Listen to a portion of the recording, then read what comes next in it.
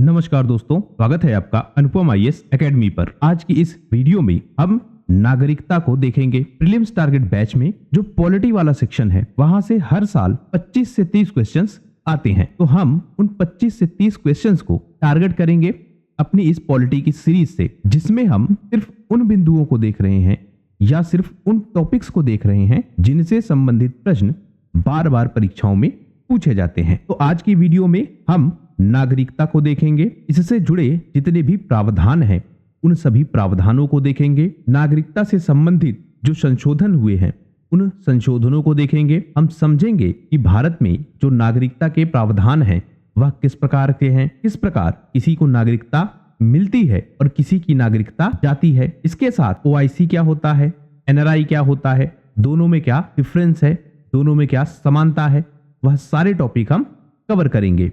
तो वीडियो पूरा देखिएगा जिससे आप इसका अधिकतम लाभ उठा सके। तो मैं अनुपम तिवारी स्वागत करता हूं आपका अपने इस YouTube चैनल पर। आइए जानते हैं नागरिकता के विषय पे। सबसे पहले हमको समझना होगा कि जो नागरिक हैं और जो राष्ट्र हैं इनके मध्य किस तरह का संबंध होता है। अगर हम इसकी चर्चा करें तो हम पाते हैं कि जो नागरिक होते हैं और जो राष्ट्र होता है इनके मध्य एक गहरा संबंध होता है। इसे हमें बहुत पीछे से जाकर समझना होगा। हम देखते हैं घटनाक्रम 1789 का, और इस समय फ्रांस में हुई थी क्रांति, और उस क्रांति के समय लोग विद्रोह करते हैं राजसी व्यवस्था का। बहुत सारी दिक्कतें थी फ्रांस में उस समय, लेकिन मुख्यतः जो टैक्स बढ़ा, उस टैक्स बढ़ने के कारण जनता विद्रोह में आ गई और एक नई राजनीतिक व्यवस्था की फ्रांस में स्थापना की गई। फ्रांस की जो क्रांति थी इसने पूरे विश्व पर अपना प्रभाव डाला। इस क्रांति के विषय में भी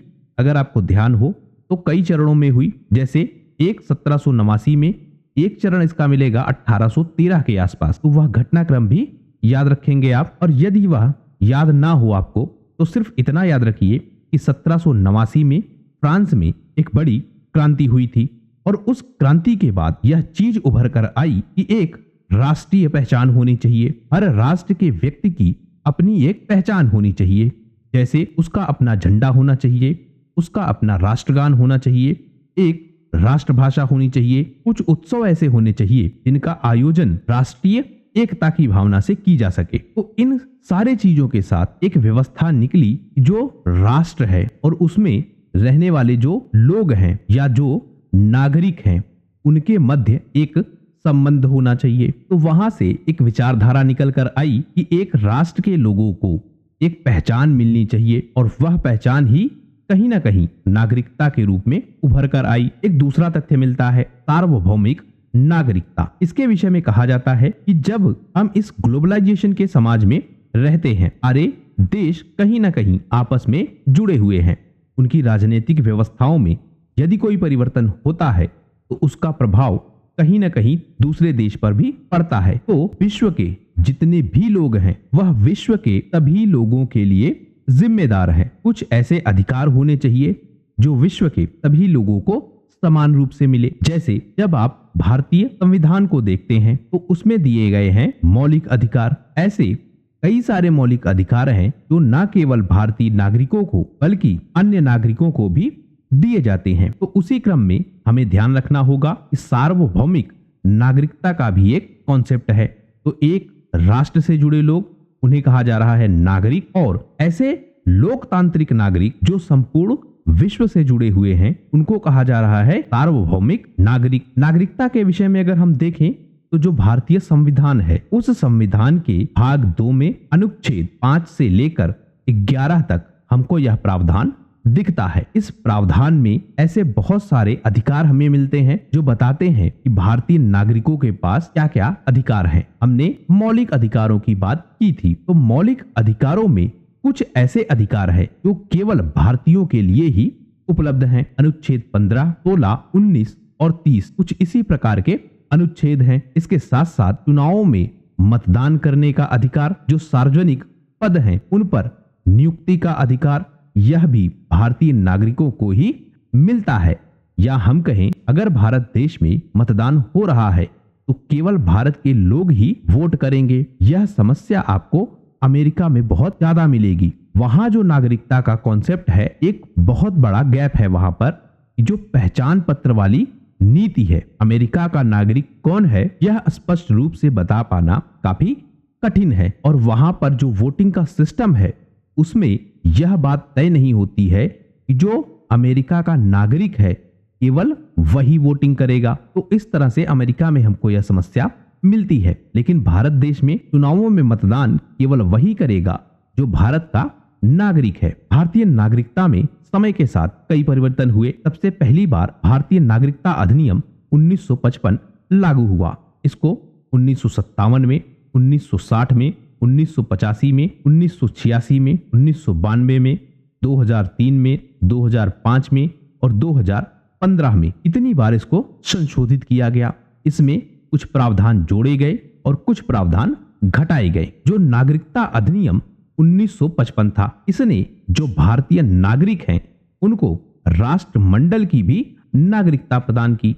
तो यहां आप कॉन्सेप्ट कह सकते हैं सार्वभौमिक नागरिकता। लेकिन इस प्रावधान को नागरिकता संशोधन अधिनियम 2003 के द्वारा निरस्त कर दिया गया। अब हम समझें कि जब भारत में संविधान बना उस समय भारत के नागरिक कौन थे। तो भारत का संविधान 26 जनवरी 1950 से लागू हुआ। उस समय हमको समझना होगा कि भारत के नागरिक कौन है। तो इसमें एक कॉन्सेप्ट आएगा भारत का जो मूल निवासी हो। इसमें 3 शर्तें जुड़ी हुई हैं। जैसे उस व्यक्ति का जन्म भारत में हुआ हो, उस व्यक्ति के माता या पिता दोनों में से कोई एक भारत में जन्मा हो, और जब संविधान लागू हुआ उससे पहले 5 वर्ष पूर्व से वह भारत में रह रहा हो, अर्थात 1945 से पहले वह भारत में रह रहा हो।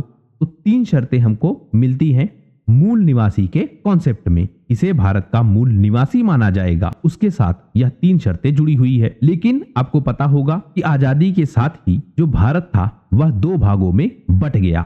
एक भाग भारत बना और दूसरा भाग एक निकल कर आया पाकिस्तान। तो यदि कोई व्यक्ति पाकिस्तान से भारत आया हो तो उसके लिए क्या प्रावधान है, इसके लिए भी हमें कुछ शर्तें दिखती हैं। जैसे यदि वह व्यक्ति 19 जुलाई 1948 से पहले भारत आया हो, क्योंकि इस तिथि के बाद ही एक परमिट जारी करने की व्यवस्था लागू की गई। आपको याद हो पाकिस्तान का जब बंटवारा हुआ तो उस बंटवारे के बाद बहुत सारे भारतीय या हम कहें भारत में रहने वाले लोग पाकिस्तान गए और पाकिस्तान में रहने वाले बहुत से लोग भारत लौट कर आए। तो उस समय 19 जुलाई 1948 को एक व्यवस्था बनाई गई जिसे कहा जा रहा है परमिट की व्यवस्था। मतलब परमिट एक तरह से जारी किया गया। यह व्यक्ति भारत से पाकिस्तान जा रहा है या यह व्यक्ति पाकिस्तान से भारत आया है। लेकिन उससे पहले जो लोग ट्रांसफर हो चुके थे उनकी नागरिकता के प्रावधान को सुरक्षित रखा गया। यानी आजादी के बाद यदि कोई व्यक्ति भारत आ गया हो 19 जुलाई 1948 से पहले तो वह भी भारत का नागरिक है। लेकिन यदि 19 जुलाई 1948 के बाद आया हो तो उसको रजिस्ट्रेशन करवाना पड़ता था और रजिस्ट्रेशन के लिए उसे भारत में 6 महीने तक निवास करना होता था। तो यदि वह पाकिस्तान से भारत आया हो तो उसको परमिट के साथ आना होगा, भारत में रजिस्ट्रेशन करवाना होगा और रजिस्ट्रेशन से पहले 6 महीने तक उसे भारत में रहना होगा। तो परमिट लेके भारत में आए, भारत में 6 महीने रहे और उसके बाद वह रजिस्ट्रेशन करवाए, तब जाके उसको नागरिकता मिल सकती थी। अब हम देखें कि ऐसे व्यक्ति जो 26 जनवरी 1950 के बाद भारत के नागरिक बने तो उसके लिए हम प्रावधान देखें। यदि कोई व्यक्ति 1 मार्च 1947 के बाद पाकिस्तान चला गया हो लेकिन फिर से वह भारत वापस आ गया हो तो इस केस में भी एक तो उसको परमिट के साथ आना होगा, दूसरा उसको अपना पंजीकरण करवाना होगा और पंजीकरण से पहले 6 माह तक उसे भारत में रहना होगा। भारत में आएगा, परमिट के साथ रजिस्ट्रेशन के लिए एप्लीकेशन देगा, एप्लीकेशन देने के बाद 6 माह तक वह भारत में रहेगा, तब उसकी एप्लीकेशन अप्रूव होगी और अप्रूव होने के बाद वह भारत का नागरिक बन जाएगा। दूसरा प्रावधान, यदि कोई व्यक्ति किसी दूसरे देश से आया हो, भारत पाकिस्तान के अलावा किसी अन्य देश से आया हो, लेकिन उसके जो माता पिता थे या उसके जो दादा दादी थे वह अविभाजित भारत में पैदा हुए हों, यानी जब भारत का विभाजन नहीं हुआ था उससे पहले वह भारत में पैदा हुए हों, तो ऐसे लोगों के लिए पंजीकरण के माध्यम से भारत का नागरिक बनने का प्रावधान है। तो हम देखें भारत में जो नागरिकता मिलती है वह कितने प्रकारों से मिलती है। दो प्रावधान हमने देख लिए।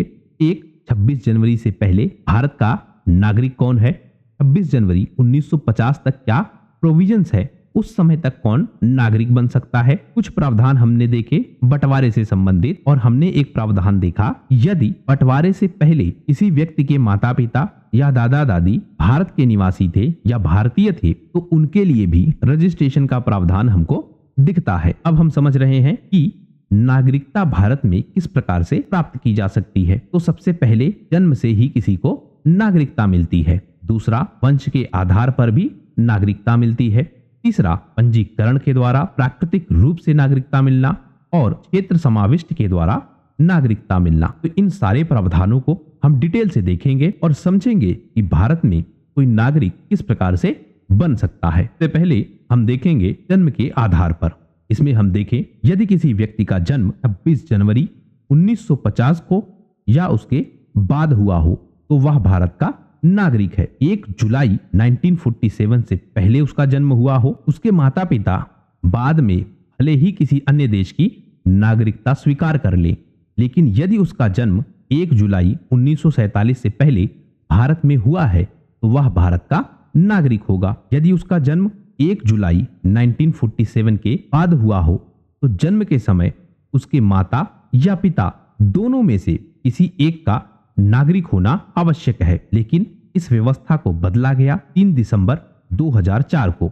अब यह शर्त जोड़ी गई कि दोनों का भारतीय होना अनिवार्य है। एक शर्त और है, या हम कहें कि एक व्यवस्था और है, यदि दोनों भारतीय नहीं है तो उनमें से कोई एक भारतीय नागरिक हो और दूसरा अवैध रूप से भारत में न आया हो। इसमें सबसे ज्यादा प्रभाव पड़ता है शादी का। जब एक भारतीय नागरिक की किसी दूसरे देश के नागरिक से शादी हो जाती है तो उस केस में यह व्यवस्था लागू होती है कि उनके आने वाले जो वंशज हैं, जो संतान हैं, वह भारत की नागरिकता प्राप्त कर सके। दूसरा प्रोविजन, वंश के आधार पर नागरिकता।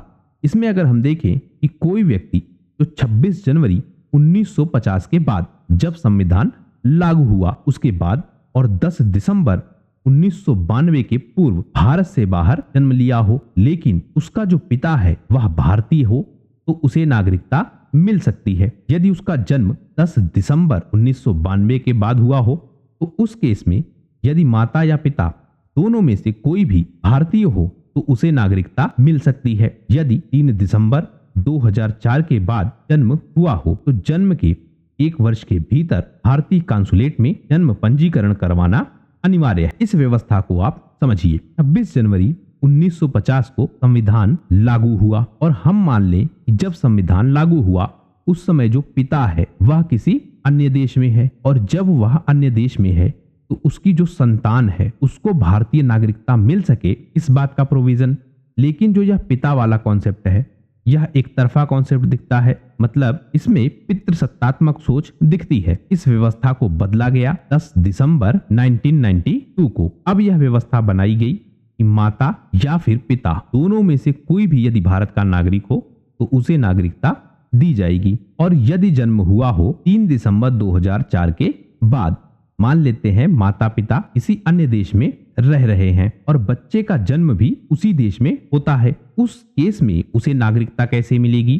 तो उसे भारतीय कांसुलेट में जाना होगा और अपने जन्म का पंजीकरण करवाना होगा। उसे मतलब उसके माता पिता में से कोई भी जाए, वह पंजीकरण जाके करवा दे तो उसे भारत की नागरिकता मिल सकती है। फिर हम देखें पंजीकरण की व्यवस्था हमें दिखती है। ऐसे व्यक्ति जो 7 साल भारत में रह चुके हों, ऐसे व्यक्ति जो भारतीय मूल के हों लेकिन अविभाजित भारत के बाहर किसी अन्य देश में रह रहे हों, मतलब ना तो वह भारत में रह रहा था ना वह पाकिस्तान में रह रहा था, उस समय वह किसी तीसरे देश में रह रहा था लेकिन वह भारतीय मूल का है, अर्थात उसके माता पिता या फिर उसके दादा दादी दोनों में से कोई एक भारतीय नागरिक है, तो वह आवेदन कर सकता है नागरिकता के लिए। यदि किसी भारतीय नागरिक से विवाह हो जाता है तो उसके लिए भी पंजीकरण करवाना होगा, लेकिन 7 साल की जो शर्त है वह इसमें भी जुड़ी हुई है। इसके साथ जो भारतीय नागरिक हैं उनके बच्चे भी पंजीकरण के द्वारा नागरिक बनते हैं। जो पंजीकृत नागरिक हैं उनके बच्चे जब अपनी पूरी आयु और क्षमता प्राप्त कर चुके होते हैं, अर्थात 18 वर्ष की आयु को पूरा कर चुके होते हैं, तो उस समय उस बच्चे को 12 माह तक भारत में रहना होगा और उसके बाद उन्हें नागरिकता मिलेगी। 7 साल वाला कॉन्सेप्ट सबसे पहले आप समझिए। यदि कोई व्यक्ति भारत में आता है और वह भारत का नागरिक बनना चाहता है तो उसे सबसे पहले भारत में रहना होगा और रहना 7 साल पड़ेगा कम से कम। जब वह 7 साल रह लेगा उसके बाद वह आवेदन करेगा नागरिकता के लिए। दूसरा कॉन्सेप्ट, भारतीय मूल का व्यक्ति था, उसके माता पिता या दादा दादी दोनों में से कोई एक भारतीय था जब भारत का विभाजन नहीं हुआ था उससे पहले, तो वह व्यक्ति भी रजिस्ट्रेशन के द्वारा भारतीय नागरिक बन सकता है। यदि किसी का विवाह भारतीय नागरिक से होता है, कोई व्यक्ति नेपाल का है मान लेते हैं और उसका विवाह भारतीय नागरिक से हो जाता है, उस केस में जब वह 7 साल तक भारत में रह लेगा उसके बाद वह नागरिकता के लिए अप्लाई कर सकता है। जो भारतीय नागरिक हैं इनके जो बच्चे हैं वह भी रजिस्ट्रेशन के द्वारा ही नागरिक बनते हैं। यदि रजिस्ट्रेशन के द्वारा कोई व्यक्ति नागरिक बना हो जिसने इन चारों में से किसी एक शर्त को पूरा किया हो, तो उस दशा में जब उसके बच्चे 18 वर्ष की आयु पूर्ण कर लेते हैं तो उस केस में आयु पूर्ण करने के बाद मतलब 18 साल की आयु होने के बाद 12 माह तक उन्हें भारत में रहना होगा। उसके बाद वह भारतीय नागरिक बन सकते हैं और उसके लिए एप्लीकेशन दे सकते हैं। मान लेते हैं नेपाल से एक व्यक्ति भारत में आता है, रजिस्ट्रेशन करवाता है, 7 साल की शर्त या फिर विवाह या किसी अन्य तरीके से वह भारतीय नागरिकता प्राप्त करता है। इनके जो बच्चे होंगे उनको रजिस्ट्रेशन के माध्यम से भारत की नागरिकता दी जाएगी, लेकिन वह 18 साल के बाद होगी और 18 साल के बाद भी जब वह 1 साल तक भारत में रह लेंगे उसके बाद वह भारत के नागरिक बन सकते हैं। प्राकृतिक रूप से भी हमें भारतीय नागरिक मिलते हैं यदि केंद्र सरकार के पास कोई आवेदन आया हो और सरकार प्रमाण पत्र उसे दे दे, और ऐसे व्यक्ति को वह प्रमाण पत्र दिया जाता है जहां पर भारतीयों को भी प्राकृतिक रूप से नागरिकता प्राप्त हो सके। अर्थात ऐसे किसी व्यक्ति को भारत की नागरिकता नहीं दी जा सकती जहां का वह निवासी है यदि उस देश में भारतीयों को नागरिकता नहीं मिलती है। यदि कोई व्यक्ति अपने देश की नागरिकता का त्याग करता है और नागरिकता का त्याग करने के बाद वह भारतीय नागरिकता को स्वीकार करना चाहता है तो उसे भी भारत का नागरिक माना जा सकता है। यदि कोई व्यक्ति भारत में रह रहा हो और भारत सरकार की सेवा वह कर रहा हो लेकिन उसके साथ साथ 12 माह पूर्व से भारत में वह रह रहा हो तो उसे भी भारत की नागरिकता मिल सकती है, लेकिन इस 12 माह की अवधि में पिछले 14 वर्षों में कम से कम 11 वर्ष वह भारत में रहा हो। यदि कोई व्यक्ति भारत में भारत सरकार की किसी सर्विस में है और वह 14 साल से सर्विस में है और उन 14 सालों में 11 साल वह भारत में ही रहा हो तो उस केस में भी उसे भारत की नागरिकता मिल सकती है। भारत सरकार यदि चाहे तो इन शर्तों को हटाकर किसी व्यक्ति को नागरिक बना सकती है। एक अगला प्रोविजन, क्षेत्र समाविष्ट द्वारा। यदि किसी क्षेत्र का भारत सरकार द्वारा अधिग्रहण कर लिया जाता है, मान लेते हैं कि भारत पाकिस्तान पर हमला करे और हमला करने के बाद जो बलूचिस्तान है उस बलूचिस्तान के क्षेत्र को अपने अधिकार में ले ले तो वहां के जो लोग हैं वह भारतीय नागरिक बन सकते हैं। तो इस तरह से भारत में जो नागरिकता मिलने का प्रावधान है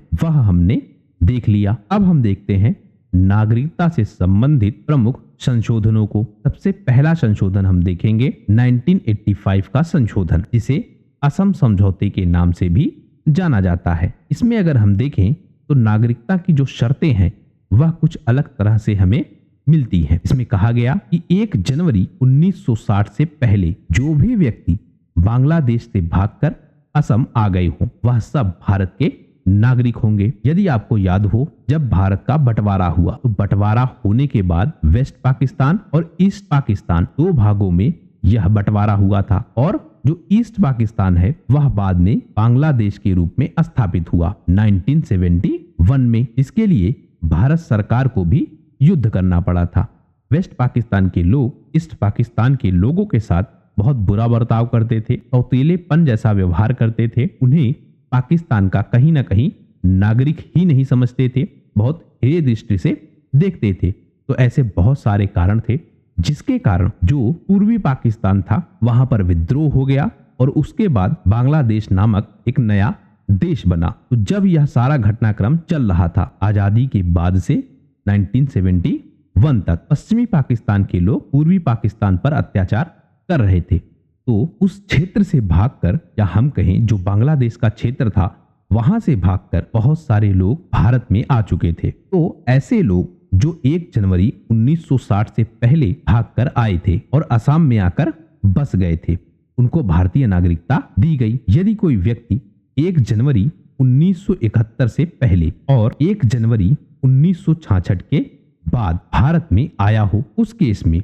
वह 10 वर्षों के लिए मताधिकार के बिना भारत में रह सकता है, अर्थात उसको वोट देने का अधिकार नहीं है। 10 वर्षों के बाद उसे वोट देने का अधिकार मिलेगा और वह पूरी तरह से भारतीय नागरिकता के लाभों को उठा सकेगा। नागरिकता की समाप्ति के भी कई सारे प्रावधान हैं, जैसे स्वैच्छिक त्याग के द्वारा नागरिकता। यदि कोई व्यक्ति अपने आप से भारत की नागरिकता छोड़ दे तो वह समाप्त हो जाएगी।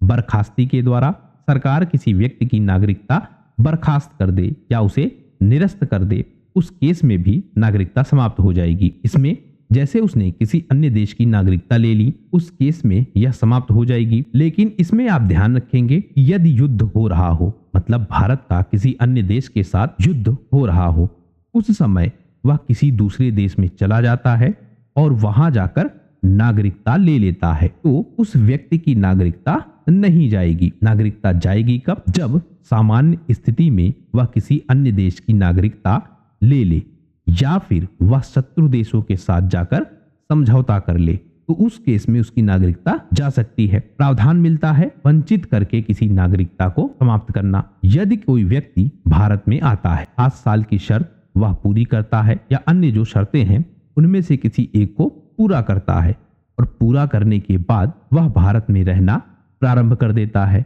लेकिन यदि 5 साल के अंदर, या हम कहें यदि उसको नागरिकता मिल गई रजिस्ट्रेशन के द्वारा, तो 5 साल के अंदर उसको 2 साल की सजा हो जाए, तो उस केस में भी उसकी नागरिकता छीन ली जाएगी। अब देखिए, मान लेते हैं कोई व्यक्ति है अफगानिस्तान से भारत में चला आता है, भारत में आता है, नागरिकता की शर्तें पूरी करता है और वह नागरिक बन जाता है। लेकिन नागरिक बनने के 5 साल के भीतर ही उस व्यक्ति को सजा हो जाती है। सजा हो सकता है अफगानिस्तान दे दे, हो सकता है कोई अन्य देश दे दे। तो उस केस में यदि उस व्यक्ति को सजा हो जाती है तो उसकी नागरिकता समाप्त हो जाएगी। इसके साथ यदि कोई व्यक्ति 5 साल से ज्यादा भारत के बाहर रहा हो, मतलब लगातार 7 साल वह भारत के बाहर रह रहा हो, तो उस केस में भी उसकी नागरिकता छीन ली जाएगी। यदि उसने भारतीय संविधान का अनादर किया हो और यदि युद्ध के समय विश्वासघात किया हो, तब भी उसकी नागरिकता समाप्त हो जाएगी। तो यह नागरिकता की समाप्ति के कुछ प्रावधान हैं। हमको समझना होगा विदेशी भारतीय नागरिकता को। इसको ध्यान रखना होगा आपको कि इसे सितंबर 2002 में लागू किया गया। तो ऐसे व्यक्ति जो विदेशों में रह रहे हैं लेकिन वह भारतीय हैं, तो उनसे संबंधित कुछ प्रावधान किए जाने थे। इसके लिए 2002 में LM सिंघवी की अध्यक्षता में एक समिति का गठन किया गया। समिति ने 2002 में अपनी रिपोर्ट सौंपी। समिति ने बताया कि जो नागरिकता अधिनियम 1955 है, इसमें कुछ संशोधन किए जाएं, जिससे जो विदेशी भारतीय हैं या ऐसे भारतीय जो विदेशों में रह रहे हैं, उनकी नागरिकता से संबंधित कुछ प्रावधान किए जा सके। इसीलिए भारतीय मूल के व्यक्तियों को दोहरी नागरिकता प्रदान की गई। तो पर्सन ऑफ इंडियन ओरिजिन का एक कॉन्सेप्ट आया और इन्हें दोहरी नागरिकता प्रदान की गई। फिर हुआ भारतीय नागरिकता संशोधन 2003। इसमें जो विदेशी नागरिकता का प्रावधान है वह लागू किया गया, लेकिन पाकिस्तान और बांग्लादेश को इसमें शामिल नहीं किया गया। जो राष्ट्रमंडल की नागरिकता थी वह समाप्त की गई। राष्ट्रमंडल देशों का समूह है जो कहीं न कहीं एक समय ब्रिटेन की कॉलोनी थी, लेकिन ध्यान रखेंगे कि राष्ट्रमंडल में सारे देश ब्रिटेन की कॉलोनी नहीं थे। लेकिन मोटा मोटा आप समझिए कि वो सारे देश जिन पर ब्रिटेन ने कभी न कभी शासन किया था, वह सारे लोग एक ग्रुप बनाते हैं राष्ट्रमंडल, और उस ग्रुप में जो नागरिकता का प्रावधान है या हम कहें एक तरह से सार्वभौमिक नागरिकता का जो प्रावधान है वह लागू हुआ था। इसे समाप्त किया गया 2003 में। फिर आया नागरिकता संशोधन अधिनियम 2005। इसके माध्यम से विदेशी भारतीयों को नागरिकता प्रदान की गई, पीपल ऑफ इंडियन ओरिजिन को। फिर आया भारतीय नागरिकता अधिनियम 2015। इसके माध्यम से जो पर्सन ऑफ इंडियन ओरिजिन और ओवरसीज सिटीजन ऑफ इंडिया का आपस में विलय किया गया। इन दोनों के मध्य अंतर भी हम समझेंगे। इससे जो विदेशी भारतीय नागरिकता का कॉन्सेप्ट है वह डेवलप हुआ। जो overseas citizen of Indian card holder थे वह व्यवस्था बनाई गई। अभी हम समझ रहे हैं डिटेल से। नागरिकता संशोधन अधिनियम 2015 के कुछ और प्रावधान हम देख लेते हैं। जो पीआईओ स्कीम थी, इस स्कीम को 9 जनवरी 2015 से रद्द कर दिया गया और ओसीआई को पीआईओ में मिला लिया गया और दोनों को ओआईसी कार्ड होल्डर माना गया। जो ओसीआई स्कीम है या जो ओसीआई कार्ड स्कीम है, इसको 1 दिसंबर 2005 को प्रारंभ किया गया था। वहीं जो पीआईओ कार्ड स्कीम है इसे 19 अगस्त 2002 को प्रारंभ किया गया था। हम समझे कि जो विदेशी भारतीय नागरिकता कार्ड है इसका जो परित्याग है उससे संबंधित प्रावधान क्या है। इसमें अगर हम देखें तो यदि कोई व्यक्ति स्वयं से त्याग दे तो भी समाप्त हो जाएगी, या फिर केंद्र सरकार उसका पंजीकरण रद्द कर दे तब भी वह समाप्त हो जाएगी। रद्द करने के पीछे जो कारण हो सकता है धोखाधड़ी से किसी व्यक्ति ने कार्ड प्राप्त कर लिया हो, संविधान के प्रति उसने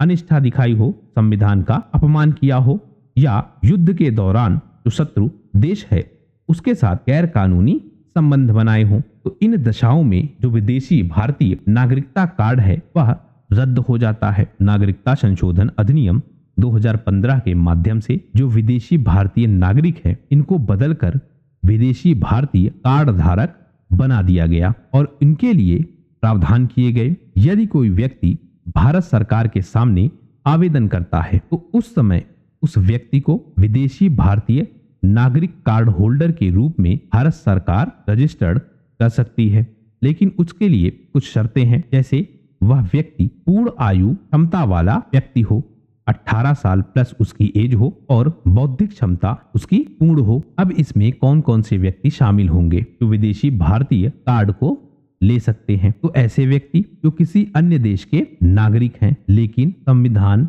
लागू होते समय या बाद में किसी भी समय भारत के नागरिक थे, उनको यह कार्ड मिलता है। कोई ऐसा व्यक्ति जो किसी अन्य देश का नागरिक है लेकिन जब भारत का संविधान लागू हुआ था उस समय उसमें योग्यता थी, वह उन शर्तों को पूरा कर रहा था जिससे भारत की नागरिकता अर्जित की जा सकती थी, तो उसे भी यह कार्ड दिया जाता है। कोई व्यक्ति जो किसी अन्य देश का नागरिक है लेकिन ऐसे भूभाग से संबंध रखता है जो 15 अगस्त 1947 के भारत का भाग हो, या फिर जो किसी अन्य देश में रह रहा हो लेकिन किसी भारतीय नागरिक का पुत्र हो, पुत्री हो, पौत्र हो, पौत्री हो, प्रपौत्र हो या फिर प्रपौत्री हो, मतलब वंश से वह जुड़ा हो। इसमें आप सामान्य भाषा में समझिए क्या प्रावधान है। ऐसे लोग जो कभी भारत के नागरिक थे या जो किसी तरह से भारत से जुड़े हुए थे, उनके माता पिता में से उनके वंश के कोई लोग, या जब भारत आजाद हुआ उस समय वह भारत के नागरिक बनने लायक थे, मतलब जो शर्तें थी उस समय नागरिक बनने की, उन शर्तों को वह पूरा कर रहे थे, लेकिन वर्तमान में वह किसी अन्य देश के नागरिक हैं। तो ऐसे लोगों को भारत से जोड़े रखने के लिए एक तरह का यह प्रावधान है कि उन्हें विदेशी भारतीय कार्ड प्रदान किया जाए जिससे वह भारत से कहीं ना कहीं जुड़े रहे। यदि कोई व्यक्ति पूर्ण क्षमता का है तो उसके साथ यह शर्तें जुड़ी हुई हैं, लेकिन यदि उसकी आयु पूरी ना हुई हो अर्थात वह 18 साल से कम का हो तो उसमें उसके माता पिता में से कोई एक भारत का नागरिक होना चाहिए या फिर पति पत्नी में से किसी एक का भारतीय होना जरूरी है। मतलब यदि विवाह के माध्यम से किसी अन्य देश का नागरिक भारतीय नागरिक से जुड़ता है तो उसे यह कार्ड कैसे मिलेगा? विवाह के बाद कम से कम 2 साल जब हो जाए उसके बाद यह कार्ड मिल सकता है। तो यह विदेशी भारतीय नागरिकता कार्ड होल्डर्स हैं, इनको किस तरह के अधिकार भारत में मिलते हैं? तो इन अधिकारों को दरअसल केंद्र सरकार निर्धारित करती है और उसी के आधार पर इन्हें कुछ अधिकार मिलते हैं। कुछ अधिकार ऐसे हैं जो इनको नहीं मिलते हैं, जो एक आम नागरिक को मिलते हैं वह इन कार्ड धारकों को नहीं मिलते हैं। जैसे अवसर की समानता। यह मौलिक अधिकार के इस भाग का दावा नहीं कर सकते हैं कि भारत में उन्हें अवसर की समानता मिले। वह कभी भी भारत के राष्ट्रपति नहीं बन सकते हैं, किसी भी सार्वजनिक पद पर उनकी नियुक्ति नहीं हो सकती है और वह भारत में मतदान भी नहीं कर सकते हैं। तो जो भारतीय नागरिकता कार्ड होल्डर्स हैं वह इन सारे अधिकारों से वंचित रहते हैं। अब हमको समझना होगा एनआरआई किसे कहते हैं, या फिर हम कहें जो अप्रवासी भारतीय है यह कौन है। हम देखें कि ऐसे लोग जिनके पास भारतीय पासपोर्ट है लेकिन वह भारत के बाहर ही निवास कर रहे हैं। कार्ड होल्डर वाले में एक अंतर आप ध्यान रखिएगा, यह लोग भारत के नागरिक नहीं है लेकिन भारतीय क्षेत्र से किसी न किसी तरह से जुड़े हुए हैं, तो उस केस में इन्हें यह कार्ड दिया जाता है। लेकिन जो एनआरआई हैं इनके पास भारतीय पासपोर्ट है लेकिन यह लंबे समय से भारत के बाहर रह रहे हैं। दूसरे एक कॉन्सेप्ट है भारतीय मूल के व्यक्ति, या हम कहें जैसे PIO अर्थात पर्सन ऑफ इंडियन ओरिजिन। तो ऐसे लोगों के लिए क्या प्रावधान है, ऐसा कोई व्यक्ति या फिर उसका कोई पूर्वज भारतीय नागरिक हो, या तो वह स्वयं या उसका कोई पूर्वज, लेकिन वर्तमान में वह किसी अन्य देश की नागरिकता को धारण करता है, वह किसी अन्य देश में रह रहा है और उसके पास विदेशी पासपोर्ट है, तो उसे मान्यता दी जाएगी भारतीय मूल के व्यक्ति के रूप में। मतलब उसका जो मूल है वह कहीं न कहीं भारत से कनेक्टेड है। अगला विदेशी भारतीय नागरिक card holder, overseas citizen of India. ऐसे व्यक्ति जो विदेशी भारतीय नागरिक कार्ड होल्डर हों और यह कार्ड उन्हें नागरिकता अधिनियम 1955 के अंतर्गत प्रदान किया गया हो। अब हम समझे कि जो OIC हैं इनको किस तरह से लाभ मिलते हैं, अर्थात जो ओवरसीज सिटीजन ऑफ इंडियंस हैं उन्हें किस तरह के लाभ मिलते हैं। उनको भारत में आजीवन वीजा मिलता है, वह किसी भी कार्य से भारत में आना चाहे तो उन्हें यह वीजा मिलेगा। लेकिन ध्यान रखना होगा यदि वह शोध कार्य के लिए आ रहे हैं, रिसर्च के लिए आ रहे हैं, तब उन्हें अनुमति लेनी पड़ेगी। ऐसे व्यक्तियों को फॉरेनर्स रीजनल रजिस्ट्रेशन ऑफिसर, मतलब ऐसे व्यक्ति जो भारत में आते हैं विदेशों से, उन्हें रजिस्ट्रेशन ऑफिस में रजिस्ट्रेशन करवाना पड़ता है। रजिस्ट्रेशन ऑफिस कौन सा, फॉरेनर्स रीजनल रजिस्ट्रेशन ऑफिस। इस ऑफिस में जाकर उन्हें रजिस्ट्रेशन करवाना पड़ता है। लेकिन जो OIC के लोग हैं उन्हें इस रजिस्ट्रेशन से छूट मिलती है। ऐसे व्यक्तियों को NRI के समान भी कई अधिकार मिलते हैं। उनको आर्थिक अधिकार, वित्तीय अधिकार, शैक्षिक अधिकार या सारे अधिकार मिलते हैं। लेकिन जो कृषि क्षेत्र है, जो बागान क्षेत्र है, वह इनके अधिकार क्षेत्र से बाहर है। मतलब जो NRI होते हैं इनके पास भारतीय पासपोर्ट होता है, यह भारत में कृषि भूमि खरीद सकते हैं। लेकिन जो OIC हैं यह भारत में कृषि भूमि नहीं खरीद सकते हैं। लेकिन तब तक की जो व्यवस्था है उस व्यवस्था में यह NRI के ही समान है। इसके अलावा जो घरेलू उड़ानें हैं और उनमें जो किराया वसूला जाता है वह भी NRI के बराबर होगा। ऐसी कई सारी जगहों पर आपने देखा होगा कि जो विदेशी है उनके लिए टिकट का अमाउंट ज्यादा है, जो भारतीय हैं उनके लिए टिकट का अमाउंट कम होता है। बहुत सारे क्षेत्रों में आपने देखा होगा। तो यह लाभ इन्हें मिलेगा कि इन्हें एक NRI के समान ही टिकट दिया जाएगा। वह यदि राष्ट्रीय उद्यानों में जाते हैं, किसी वन्य जीव अभ्यारण्य में जाते हैं, तो उनसे वही शुल्क लिया जाएगा जो किसी घरेलू व्यक्ति से या हम कहें किसी भारतीय से लिया जाता है। तो इस तरह के लाभ OIC को मिलते हैं। वह किसी राष्ट्रीय संग्रहालय में जाएं, वहां भी उनसे वही प्रवेश शुल्क लिया जाएगा जो किसी भारतीय से लिया जाता है। वह कुछ व्यवसाय भी भारत में कर सकते हैं यदि वह कानूनों का पालन करे, जैसे भारत में डॉक्टर, डेंटिस्ट, नर्स या फार्मासिस्ट, इस तरह के जो सेवा क्षेत्र है उनसे यह जुड़ सकते हैं और इन्हें भारतीय नागरिकों की तरह ही अधिकार मिलेंगे। वह वकील के रूप में, आर्किटेक्ट के रूप में, चार्टर्ड अकाउंटेंट के रूप में, या फिर जो all India pre medical test होता है जिनके माध्यम से इन क्षेत्रों में नियुक्ति होती है, तो वह सब इनके अधिकार में आता है।